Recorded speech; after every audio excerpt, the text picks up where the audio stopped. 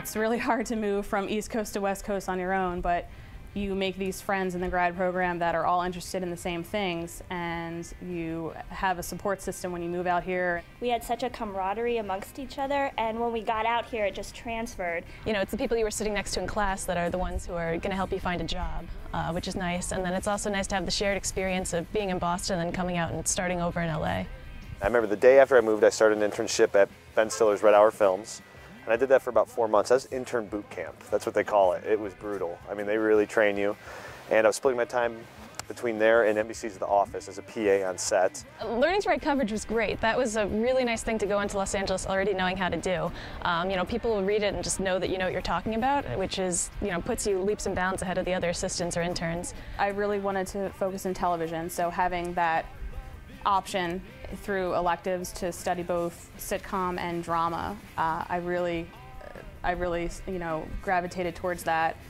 You know, it gave you 2 years to write, which I didn't have before that. I was working during the day and trying to write during night, and it was really tough. Getting the feedback from your classmates is very much similar to when you're getting feedback from your coworkers and your boss. BU really taught us what to expect when we started our internships, and when we entered the workplace, I felt very ready and comfortable and confident that I would be able to do the things that my supervisors would ask me. My first job out in Los Angeles was working as a personal assistant, which I did for about 2 months, and that's long enough. After that, I was working at CAA. I was there for a little over a year, which is all anyone really needs to do. And now I work as an assistant at a production company doing television. I came on here for the BU in LA semester and interviewed for a drama pilot that was being written through an actual BU alum, and interviewed for that and became their research intern. And then when that got picked up to pilot, I was brought on as their PA, and then it got picked up to series for the first season. I was their writer's assistant, and luckily for season 2 they brought me on as a staff writer. I went to Barnes & Noble and poked through books for about 3 hours on a Friday night and found this book that had just actually come out called A Bright and Guilty Place.